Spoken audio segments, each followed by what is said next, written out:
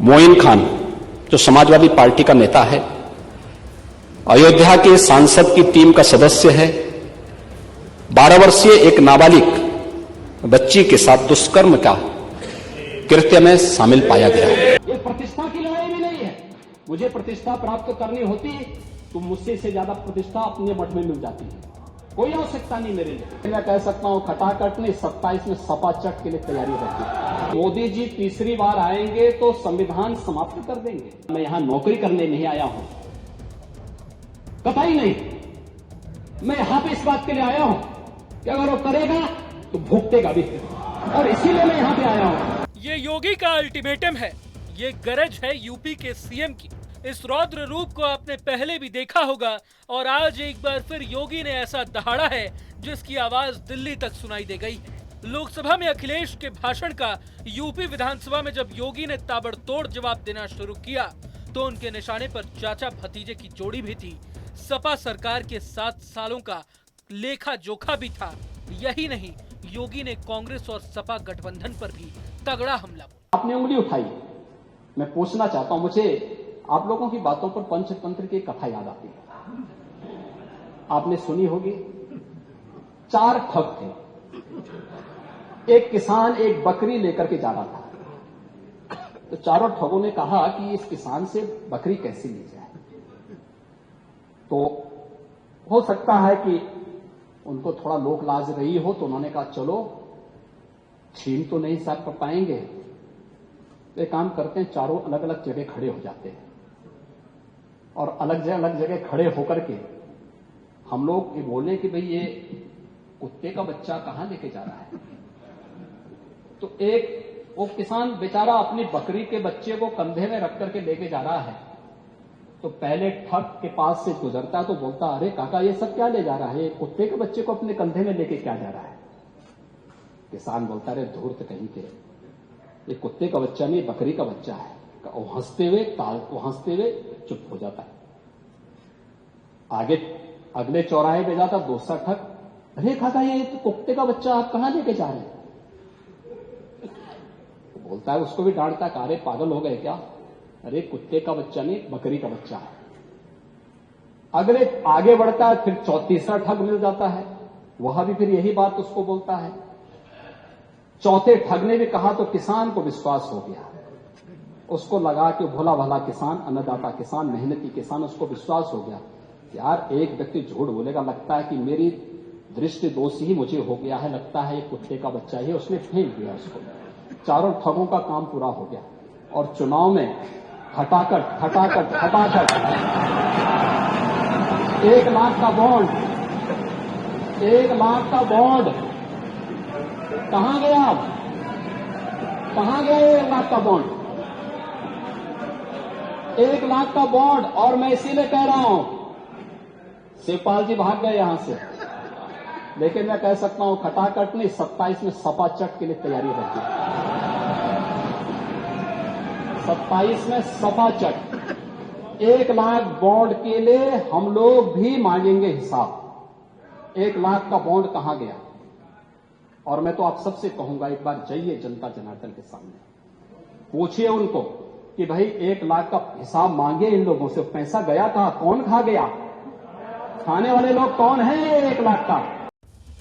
CM योगी ने अपने भाषण में अयोध्या गैंगरेप कांड समेत लखनऊ में मंचलों की करतूत पर भी आवाज बुलंद की। मैं यहां पे इस बात के लिए आया हूं कि अगर वो करेगा तो भुगतेगा भी, और इसीलिए मैं यहां पे आया हूं कि हम लोग इससे लड़ेंगे।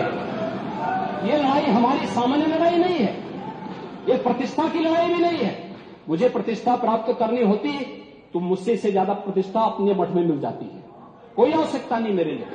लेकिन इस प्रकार के गुमराह भरे तथ्यों को लेकर क्या बातें हैं आप लोग बोलते हैं, इस प्रकार के अनावश्यक बातों की तरह आप ध्यान आप इस प्रकार की चर्चाएं करते हैं। लेकिन मैं कहना चाहूंगा, और अंत में मैं केवल एक ही बात कहना चाहूंगा, एक काट की हंडिया बार बार नहीं चढ़ने वाली, तो उसका समय पूरा हो गया। अयोध्या में मोइन खान जो समाजवादी पार्टी का नेता है, अयोध्या के सांसद की टीम का सदस्य है, 12 वर्षीय एक नाबालिग बच्ची के साथ दुष्कर्म का कृत्य में शामिल पाया गया। अभी तक समाजवादी पार्टी ने उसके खिलाफ कार्रवाई नहीं की है। मैं ये नहीं समझ पा रहा हूं कि ये सब क्या है। अब क्या ये कोई समाजवादी पार्टी ना बोले? आपका एक्टिव मेंबर है, आपके सांसद के साथ बैठ रहा है, खा रहा है, उनके साथ चल रहा है, लेकिन इस प्रकार के, और यह अति पिछड़ी जाति से जुड़े हुए एक बालिका से जुड़ा हुआ मामला है, और इस प्रकार की घटिया हरकत में वह लिप्त है, लेकिन तब भी उसको हल्केपन से उड़ाने का काम होता, यानी हल्केपन से लेने का काम होता है। योगी ने अपने भाषण में अपनी सरकार के कामकाज तो गिनाए ही, साथ ही साथ जिस तरह से कांग्रेस बीजेपी पर संविधान की हत्या करने का आरोप लगाते आ रही है, योगी ने इस मुद्दे को लेकर भी अपनी आवाज बुलंद की। संविधान का गला घोंटने वाले लोग कौन थे? और कहते हैं कि मोदी जी तीसरी बार आएंगे तो संविधान समाप्त कर देंगे। मोदी जी तो 10 वर्षों से हैं। बाबा साहब भीमराव अंबेडकर जी का जितना सम्मान मोदी जी ने किया, पंच तीर्थों का निर्माण किया, बाबा साहब भीमराव अंबेडकर के जन्म स्थल मऊ मध्य प्रदेश में भव्य स्मारक का निर्माण किया। बाबा साहब भीमराव अंबेडकर से जुड़े हुए, जहां उन्होंने अपने उच्च शिक्षा अर्जित की थी, इंग्लैंड की, उस मकान को खरीद करके अनुसूचित जाति के बच्चों के लिए हायर एजुकेशन के लिए स्कॉलरशिप की व्यवस्था की, और उसके लिए इंडिया हाउस के रूप में उसे स्थापित करके इसको बाबा साहब भीमराव अंबेडकर का एक स्मारक इंग्लैंड में भी बनवाया और स्कॉलरशिप की व्यवस्था की। ये मोदी जी के कारण हुआ। बाबा साहब भीमराव अंबेडकर ने अपना सार्वजनिक जीवन दिल्ली के अंदर जिस मकान में रह के किया था, उससे बाबा साहब भीमराव अंबेडकर का स्मारक बनाने का काम मोदी जी ने किया। बाबा साहब भीमराव अंबेडकर ने सामाजिक व्यवस्था के खिलाफ बौद्ध धर्म यानी दीक्षा, जहां नागपुर में जिस स्थल पर ली थी, उसे भव्य स्मारक बनाने का काम मोदी जी ने किया। बाबा साहब भीमराव अंबेडकर की चैत्य भूमि मुंबई को भव्य स्मारक के रूप में स्थापित करने का काम मोदी जी ने और भारतीय जनता पार्टी की महाराष्ट्र की सरकार ने किया।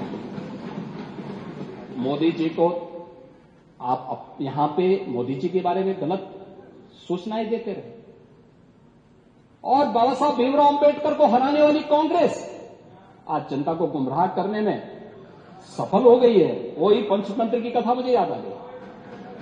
आरक्षण समाप्त कर देंगे। आरक्षण, मैंने तो आपके सामने एक झलक प्रस्तुत की। आपके समय ओबीसी के जितने छात्रों की, समाजवादी पार्टी के समय जितने भी नियुक्तियां हुई हैं, 27% भी उसमें आरक्षण नहीं मिला है। बता दें कि सीएम योगी आदित्यनाथ यूपी विधानसभा के मॉनसून सत्र में अनुपूरक बजट पर चर्चा के दौरान भाषण दे रहे थे। 29 जुलाई से शुरू हुआ ये सत्र 2 अगस्त तक चलने वाला है।